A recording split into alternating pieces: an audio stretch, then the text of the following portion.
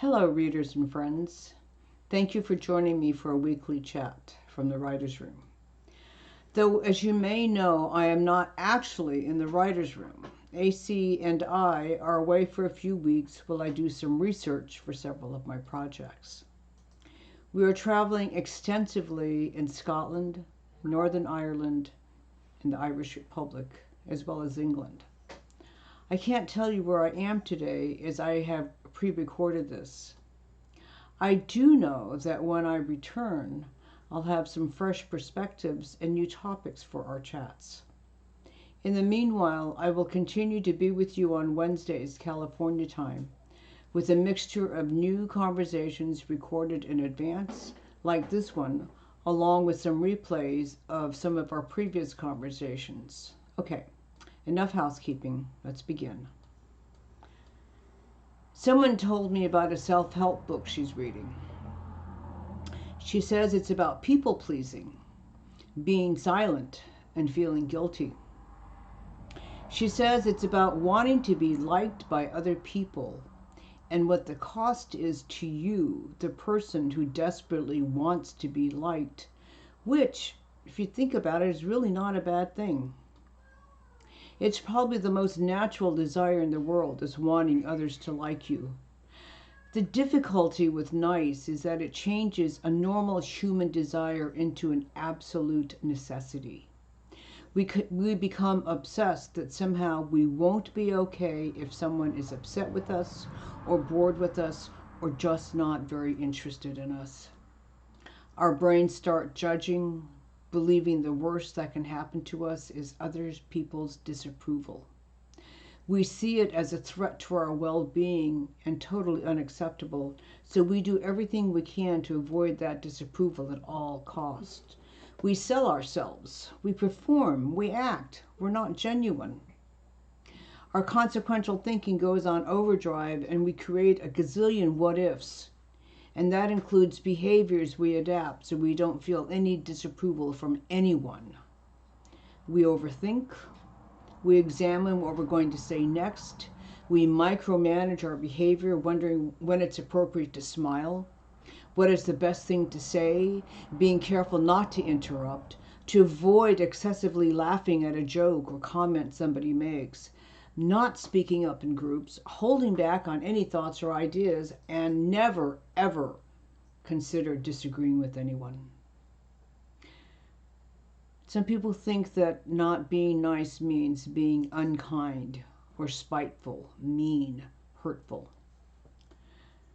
Roger Thesaurus describes nice as being enjoyable, agreeable, pleasant, good, amusing, wonderful, polite, considerate, friendly, charming, attractive, acceptable, kind, genteel, correct. I shudder when somebody is described as, oh, she's so nice. I think people pleaser. I don't want to be nice at the cost of my integrity or my self-esteem, my inner compass, my joy, my comfort, my intellect, my genuineness. It would appear that nice people don't confront. They avoid criticism. They avoid disliking something. And they avoid disagreement at all cost. You perform so no one has a negative thought or judgment about you. You perform so that no one feels any negative or uncomfortable emotions in your presence, and you especially go to great lengths to avoid being the cause of any negative emotions. You perform so no one gives you any non-verbal signs of disapproval because you are hyper alert to any sort of non-verbal cues from anyone around you.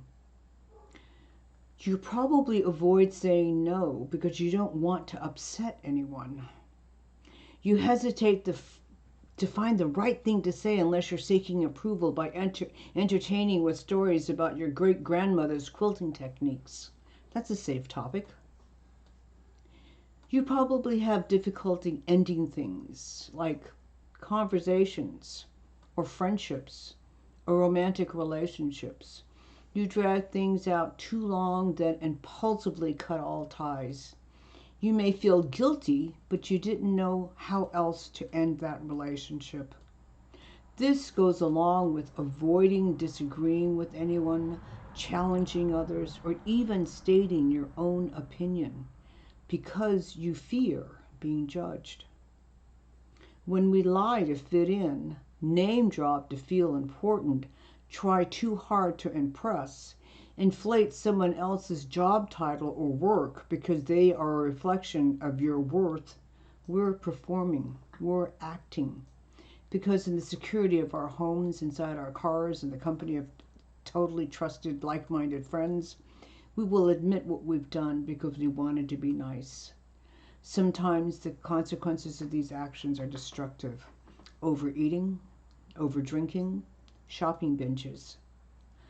There's a high cost internally, and sometimes it squeezes out externally like an unattractive pimple at the tip of your nose, or a canker sore on your lips, or hives or rash on your body. You might make yourself physically sick. A new friend was in a relationship and she was boasting about her beau. He's an attorney, she said. Except that he didn't pass the bar, she said. Well, then he's not an attorney, is he? I said.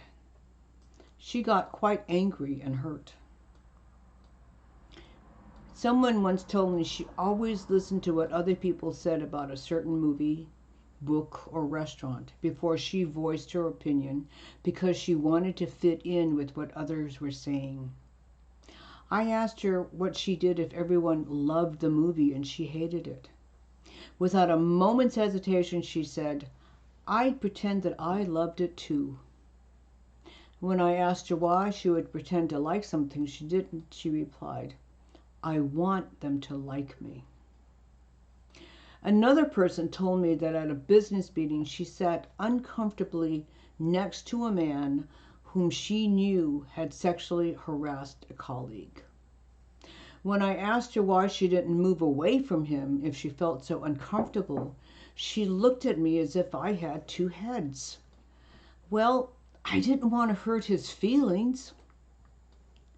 This same friend has told me that sometimes she feels anxious around me because she knows I won't be nice about an incident or a comment, that I will express my opinion even when no one else does.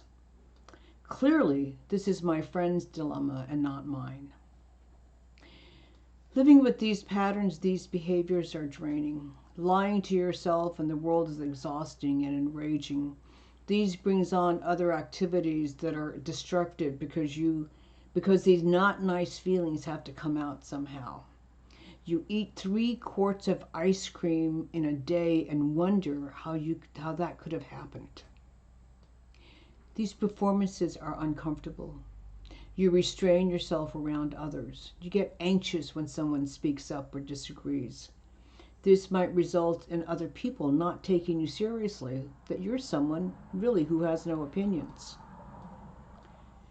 In 1854, Henry David Thoreau first published Walden, Life in the Woods. He chose to live in a little cottage at Walden Pond for 2 years. His reason was simple. He did not want to live a life with the goal being the acquisition of wealth. His personal goal was the exploration of his mind and the magnificent world around him. There was a phrase from that book that haunted me as a young reader. The mass of men live lives of quiet desperation. As a young teen, after first coming across that quote, I swore to myself that I would not be that hopeless, desperate person. And many years later, along the way, I lost that part of myself. I got distracted by life's demands, focusing on everything that had to be done in a day, a week, a month, a year. When I slowed down, I had to climb out of a huge ugliness as I grappled with depression and loss. In the past several decades, I've acknowledged that teenage girl who valued that quote. Being older and wiser, I have now reclaimed it. And sometimes I feel like I'm swimming through treacle, the words taunting me like a swan song. I follow my passion and I live my life. I avoid the mediocrity of playing small, dumbing down. I'm passionate, caring, loving, funny, considerate. I also get angry. I disagree, I challenge, I ask questions. In 1997, Don Miguel Ruiz wrote a slim volume called The Four Agreements, a practical guide to personal freedom. I want to take a look at the second agreement. He says, don't take anything personally. Nothing others do is because of you. Whether what others say or do is a projection of their own reality, their own dream. When you are immune to the opinions and actions of others, you won't be the victim of needless suffering. So that's what I have on my mind this afternoon. I'd love to hear your thoughts and see how you see this in your own life. You're welcome to leave a comment here or send me a private message on Instagram or Facebook if you prefer more privacy. And please do take a moment to like this video. If you'll click that red subscribe button and then set the little bell to get notifications, you'll not only be reminded about these chats, but you can be sure you'll get the updates as the newest Walkerville Desires book as it continues through the pre-publication process. We've actually pretty tentatively chosen a cover for the book this afternoon. Of course, the address of my Amazon page is in the description below. All the Walkerville books are available there in both Kindle and print editions. Please do share that link with any friends you think will enjoy my books and my writings. And as always, the direct link for next Wednesday's chat is down in the description as well. Hope to see you then. Thank you for joining me wherever I am. Bye.